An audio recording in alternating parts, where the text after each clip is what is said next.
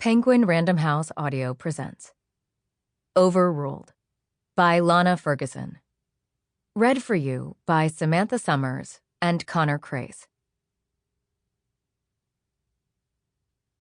To Kristen, for always being the daddy I deserve.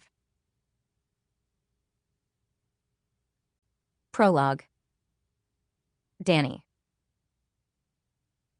This is the last time. I can feel his chuckle against my throat, the scrape of his teeth following after just before he soothes the mark with his tongue. You said that last time. The warm press of his chest covers the length of my spine as he curls over me, and I grit my teeth when I feel his hands sliding around my hips, his fingers digging into my skin as I arch beneath him. I don't give him the satisfaction of a response. It only makes him more intolerable. Instead, giving him a silent urge to keep going as I push back against the hot length of his cock, which slots between my legs. I should make it less easy. I know that. There is nothing I hate more than knowing it's so easy for him to make me fall apart. But that's a conundrum I haven't been able to figure out in the months we've been doing this. Hell, Ezra Hart might as well be a fucking glitch in the Matrix for how much I don't understand about his infuriating appeal. My lips part when I feel him nudge against me, the thick head easing against my core in a slow, frustrating tease.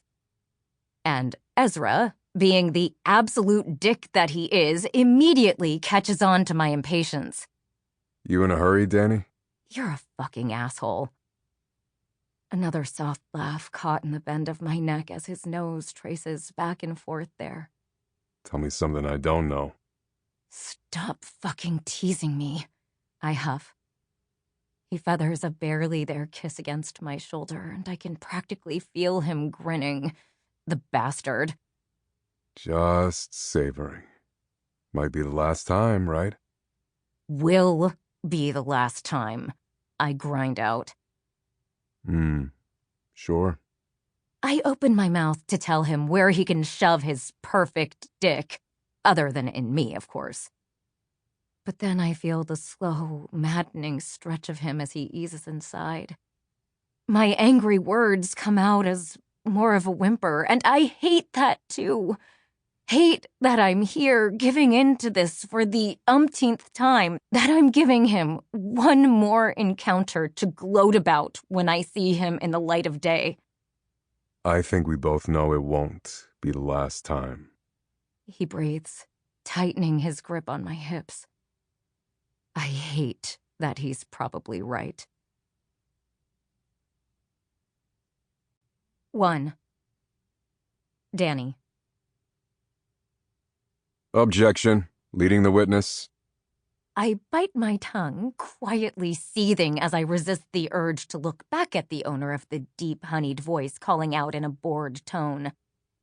Let me rephrase. I say as evenly as I can manage, keeping my attention on the man in front of me. You said in your statement that you would often see a visitor coming to the house while Mrs. Johansson was home alone. Is that correct, Mr. Crane? The man nods, peeking warily at the woman in question. That's correct. And during those visits, where was Mr. Johansson?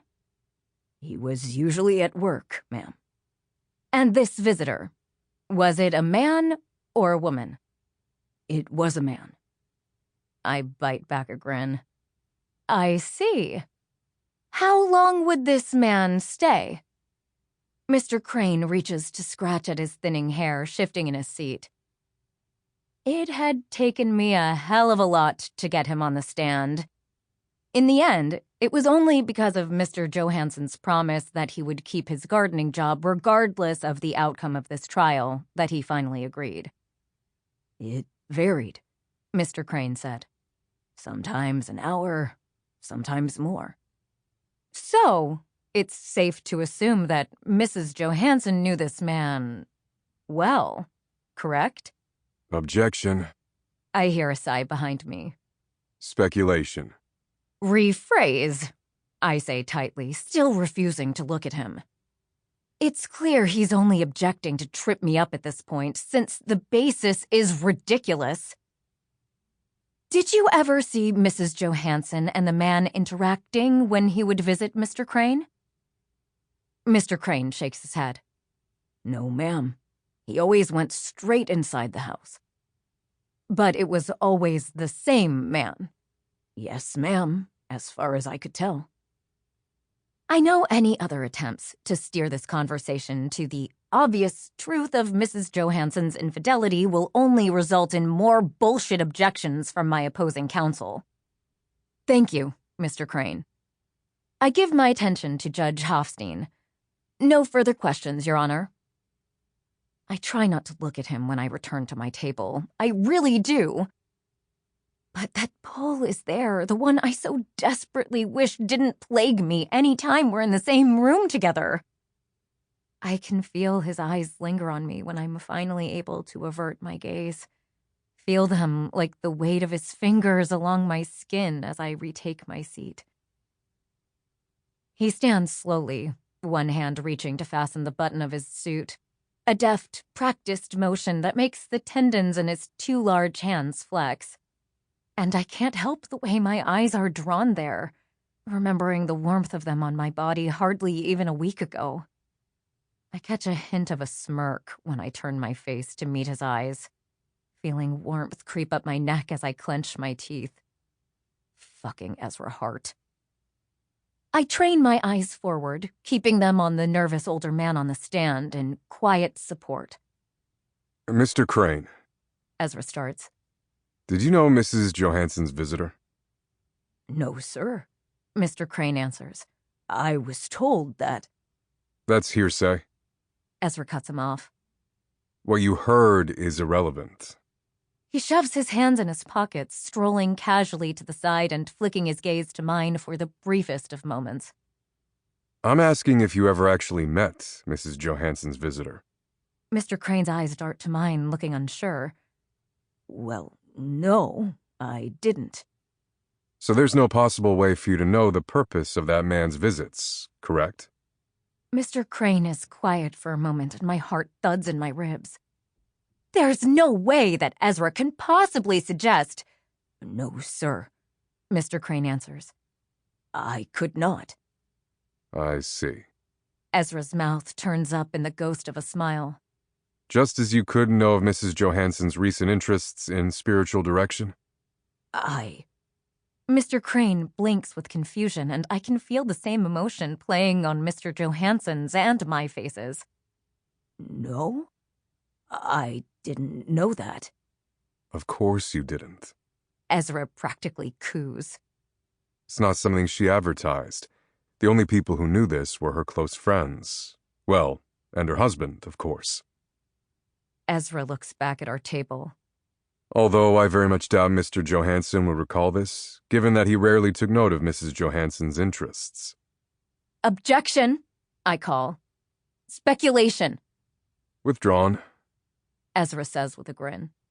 Mr. Crane, did you know that the man you saw coming in and out of Mrs. Johansson's house was her spiritual advisor?